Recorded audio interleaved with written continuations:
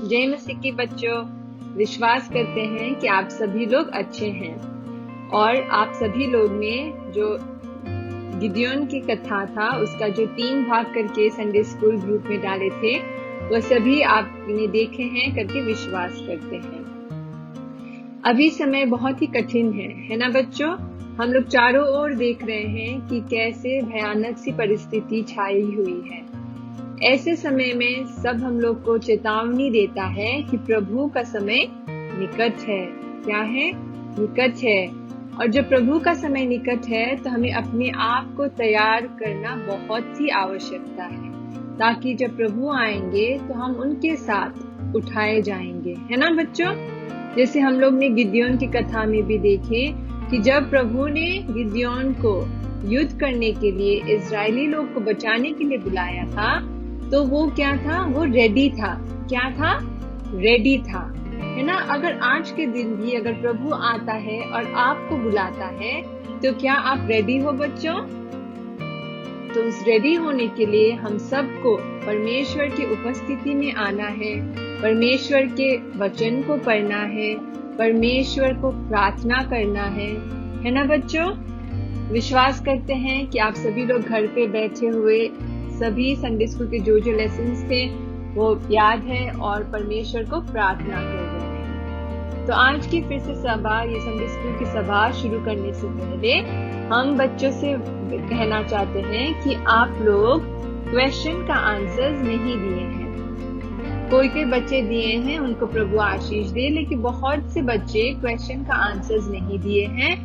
आप लोग देखिए और उसको दीजिए, और नहीं देंगे तो फिर हम कल उसका फाइनल आंसर्स ग्रुप में डाल देंगे। ठीक है बच्चों? तो चलो आज की सभा शुरू करने से पहले हम लोग प्रार्थना करेंगे। प्रार्थना में कैसे बैठना है आप सभी को पता है ना? और हाँ, और एक बात, जब हम लोग ऐसे संडे स्कूल का वीडियो भेज रहे हैं, पूरा भय और भक्ति के साथ ही हम लोग बैठेंगे। ठीक है बच्चों? तो चलो 1 2 3। प्रेमी अनुग्रहकारी दयालु परमेश्वर पिता, धन्यवाद स्तुति प्रशंसा करते हैं सुंदर समय के लिए आपने दिया है।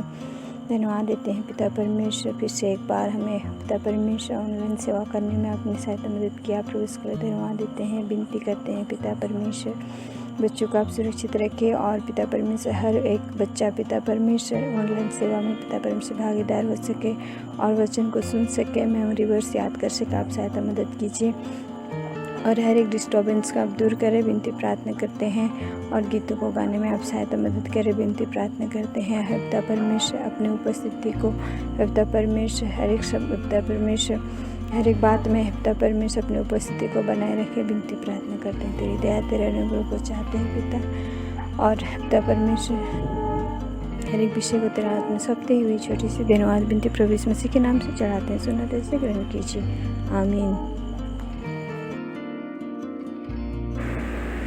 जय मसीह की बच्चों, अब हम सब अब गाना गाएंगे। 1 2 3 स्टार्ट। यीशु का नाम मेरे प्राण की रक्षा, मेरे का लहू मेरे घर की सुरक्षा। यीशु का नाम मेरे प्राण की रक्षा, मेरे का लहू मेरे घर की सुरक्षा। छिपराने वाली महामारी से डरेंगे नहीं, हम डरेंगे नहीं। छिपराने वाली महामारी से डरेंगे नहीं, हम डरेंगे नहीं। यीशु का नाम मेरे प्राण की रक्षा, मेरे का लहू मेरे घर की सुरक्षा। यीशु का नाम मेरे प्राण की रक्षा, मेरे का लहू मेरे घर की सुरक्षा। रोगों का भय और मृत्यु का डर, यीशु के नाम में हो अब दूर। रोगों का भय और मृत्यु का डर, यीशु के नाम में हो अब दूर। यीशु का नाम मेरे प्राण की रक्षा, मेरे का लहू मेरे घर की सुरक्षा। यीशु का नाम मेरे प्राणों की रक्षा, मेमने का लहू मेरे घर की सुरक्षा। विपत्ति कोई हम पर ना पड़ेगी, तेरे के निकट दुख ना आएगी। विपत्ति कोई हम पर ना पड़ेगी, तेरे के निकट दुख ना आएगी। यीशु का नाम मेरे प्राण की रक्षा, मेमने का लहू मेरे घर की सुरक्षा। यीशु का नाम मेरे प्राण की रक्षा, मेमने का लहू मेरे घर की सुरक्षा। स्वर्ग की सेना हमें घेरे हुए हैं, स्वर्ग के पिता हमें थामे हुए हैं। स्वर्ग की सेना हमें घेरे हुए हैं, स्वर्ग के पिता हमें थामे हुए हैं।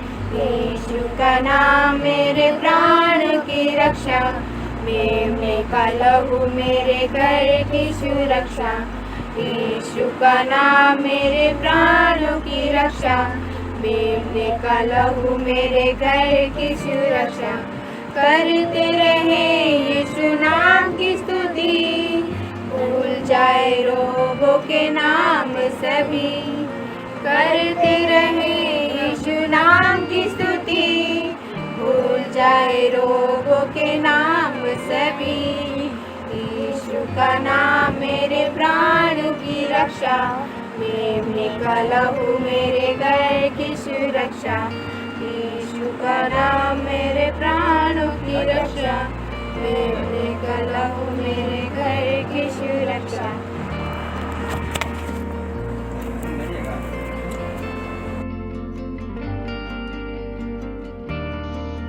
तो बच्चों, गाना कैसा लगा? विश्वास करते हैं आप लोग ने गाना सीखे हैं, और ऐसे ही वीडियो सुनते सुनते अपने फ्री टाइम में गाना को सीखते रहना है। ठीक है बच्चों?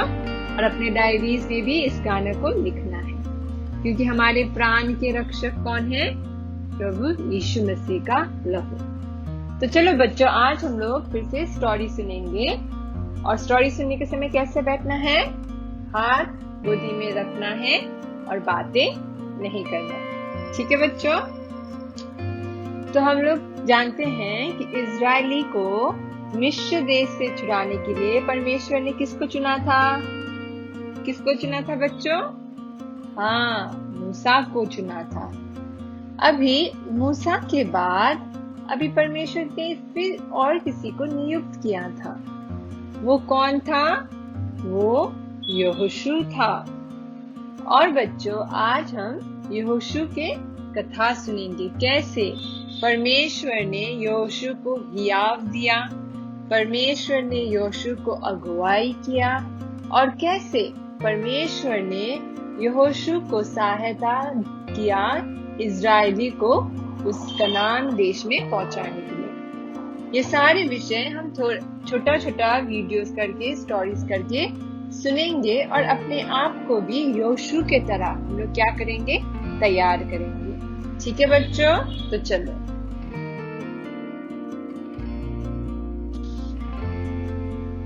यहोवा के दास मूसा की मृत्यु के बाद यहोवा ने उसके सेवक यहोशू से, जो नून का पुत्र था, कहा, मेरा दास मूसा मर गया है, सो अब तू उठ, कमर बांध और इस सारी प्रजा समेत यरदन पार होकर उस देश को जा जिसे मैं उनको अर्थात इजरायली को देता हूँ।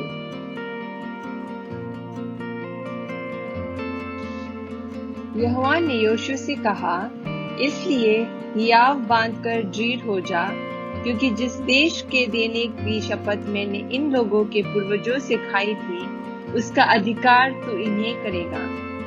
इतना हो कि तू हियाव बांधकर और बहुत दृढ़ होकर जो व्यवस्था मेरे दास मूसा ने तुझे दी है, उन सब के अनुसार करने में चौकसी करना, और उससे ना तो दाहिने मुड़ना और ना बाएं। तब जहाँ जहाँ तू जाएगा, वहाँ वहाँ तेरा काम सफल होगा।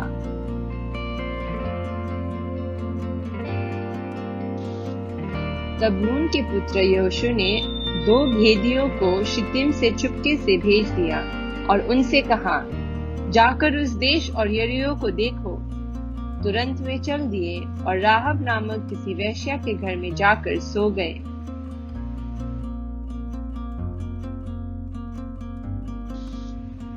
तब किसी ने यरीहो के राजा से कहा, आज की रात कई एक इजरायली हमारे देश का भेद लेने को यहाँ आए हुए हैं।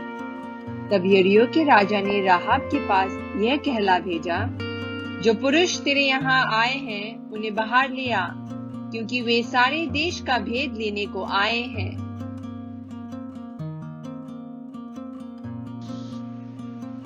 लेकिन राहब ने दोनों पुरुषों को छिपा रखा और इस प्रकार कहा, मेरे पास कई पुरुष आए तो थे, परंतु मैं नहीं जानती कि वे कहाँ के थे, और जब अंधेरा हुआ और फाटक बंद होने लगा तब वे निकल गए। मुझे मालूम नहीं कि वे कहाँ गए। तुम फुर्ती करके उनका पीछा करो तो उन्हें जा पकड़ोगे। तब वह उनको घर की छत पर चढ़ाकर सुनाई की लकड़ियों के नीचे छिपा दिया था, जो उसने छत पर सजा कर रखी थी।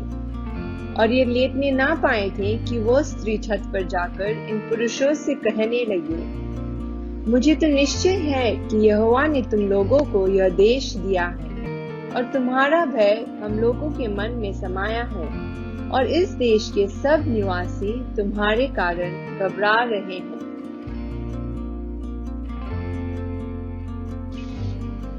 अब मैंने जो तुम पर दया की है, इसलिए मुझसे यहोवा की शपथ खाओ कि तुम भी मेरे पिता के घराने पर दया करोगे और इसका सच्चा चिन्ह मुझे दो। तब उन पुरुषों ने उससे कहा, यदि तुम हमारी यह बात किसी पर प्रकट ना करे तो तुम्हारे प्राण के बदले हमारे प्राण जाए, और जब यहोवा हमको यह देश देगा तब हम तेरे साथ कृपा और सच्चाई से बर्ताव करेंगे।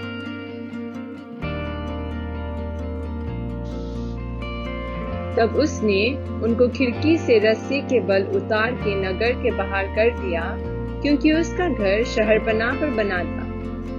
उन पुरुषों ने उसे उसी खिड़की पर एक लाल रंग के सूत की डोरी बांधने के लिए कहा और आक्रमण के समय उसके परिवार को उसके घर में इकट्ठा करना, और वे वहां किसी को घायल नहीं करेंगे। दो भेदियों ने लौटकर योशु को सूचना दी और कहा, निसंदेह यहोवा ने वो सारा देश हमारे हाथ में कर दिया है, फिर इसके सिवाय उसके सारे निवासी हमारे कारण घबरा रहे हैं। योशु सवेरे उठा और सब इजरायलियों को साथ ले यरदन के किनारे आया।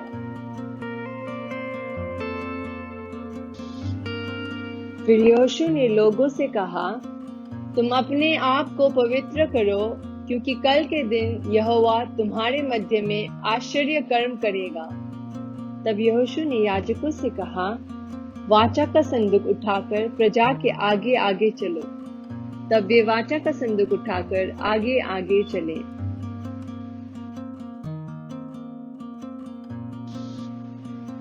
वर्ष के इस समय यरदन गहरा और चौड़ा था, वो अपने तट के ऊपर ऊपर बह रहा था। जब याजकों ने जो संदूक ले जा रहे थे अपने पांव जल के किनारे में डुबाए, तब परमेश्वर ने जल को ऊपर की ओर बहने से रोक दिया। याजक सूखी भूमि पर संदूक को नदी के बीच में ले गए।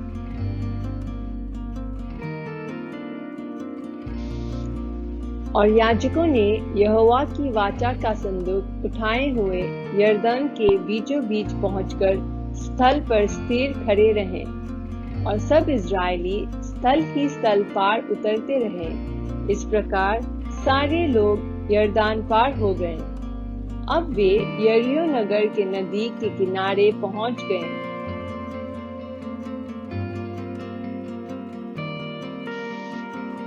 तब यहोवा ने योशू से कहा, प्रजा में से 12 पुरुष अर्थात गोत्र पीछे एक एक पुरुष को चुनकर यह आज्ञा दे, तुम यरदान के बीच में जहाँ याजकों ने पांव धरे थे वहां से 12 पत्थर उठाकर अपने साथ पार ले चलो, और जहां आज की रात पड़ाव होगा वहीं उनको रख देना।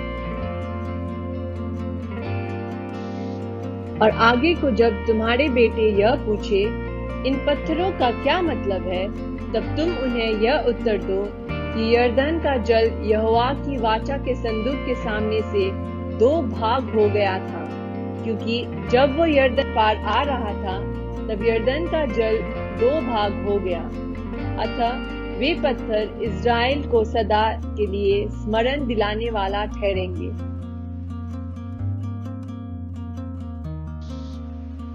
जब यहोशू यरीहो के पास था तब उसने अपनी आंखें उठाई और क्या देखा कि हाथ में नंगी तलवार लिए हुए एक पुरुष सामने खड़ा है। और यहोशू ने उसके पास जाकर पूछा, क्या तू हमारी ओर का है या हमारे बैरियों की ओर का? उसने उत्तर दिया, नहीं, मैं यहोवा की सेना का प्रधान होकर आया हूँ। तब यहोशू ने पृथ्वी पर मुंह के बल गिरकर दंडवत किया और उससे कहा, अपने दास के लिए मेरे प्रभु की क्या आज्ञा है? यहोवा की सेना के प्रधान ने यहोशू से कहा, अपनी जूती पांव से उतार डाल, क्योंकि जिस स्थान पर तू खड़ा है वह पवित्र है। तब यहोशू ने वैसा ही किया।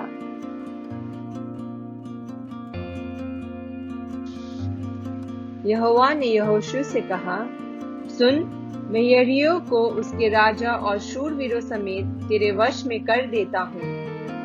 तब यहोवा ने यहोशू को बताया कि यरीहो को कैसे पराजित करना है।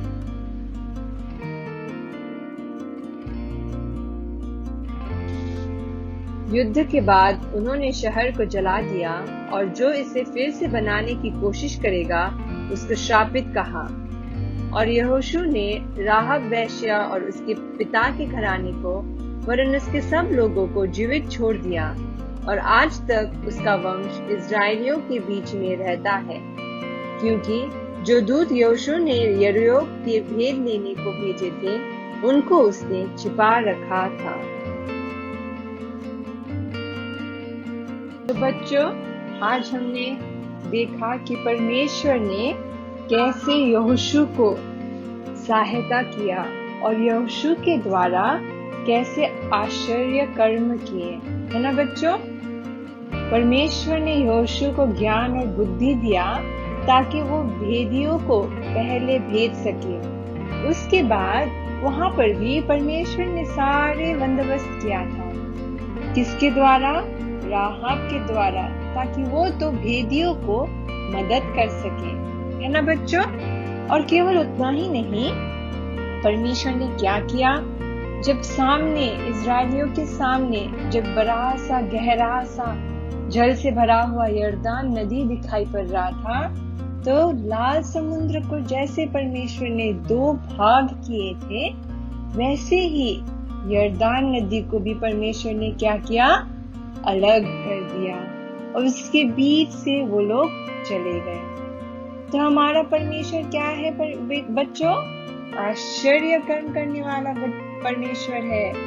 मूसा के समय में लाल समुद्र को 2 भाग किया, यहोशू के समय में यरदान को 2 भाग किया, है ना बच्चों? तो वो परमेश्वर हमारे जीवन में भी आश्चर्य कर्म करना चाहते हैं, लेकिन हम लोग को यहोशू की तरह क्या होना है बच्चों? हम लोग को तैयार होना है। अगर परमेश्वर बुला रहा है, तुम्हें चुना है, तो तुमको रेडी होना है और आगे आना है। और वो कैसे हो सकता है? हम लोग देखते गए हैं कि यहोशू किसके साथ चल रहा था? मूसा के साथ चल रहा था, जो परमेश्वर का दास, परमेश्वर का भविष्यवक्ता था। उसी प्रकार से क्या हम बच्चों, आप बच्चों, क्या अपने बड़े जो परमेश्वर का दास है उनके साथ चल रहे हो? क्या परमेश्वर का वचन के साथ आप चल रहे हो? यदि चल रहे हो तो जब परमेश्वर आपको बुलाएगा तब आप तैयार रहेंगे। और यदि नहीं चल रहे हैं तो बच्चों, आज के दिन ही आप लोग निर्णय लीजिए कि आप लोग परमेश्वर के साथ चलेंगे, ताकि वो जब बुलाएंगे आप लोग भी यहोशू की तरह सामर्थी और आश्चर्य से काम कर सकें, है ना बच्चों? तो चलो अभी हम लोग लास्ट प्रार्थना करेंगे और आपके घर में आप अच्छे से सुरक्षित रहना, और नया नया गानों को सीखते रहना। ठीक है बच्चों, चलो।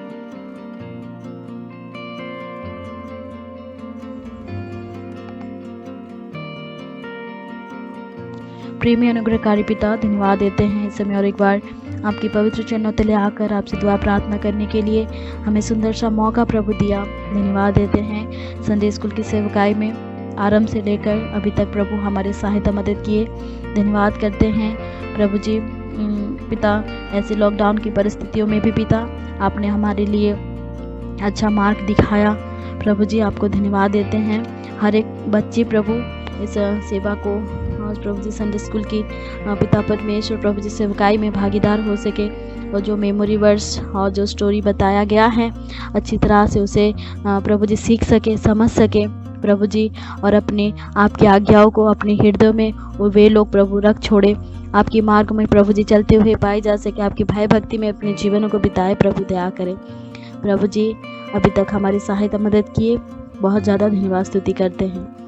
प्रभु जी सारा आदर महिमा गौरव प्रशंसा आपको देते हुए छोटी सी प्रार्थना विनती उद्धारकर्ता यीशु मसीह के नाम से मांगते हैं, आमीन।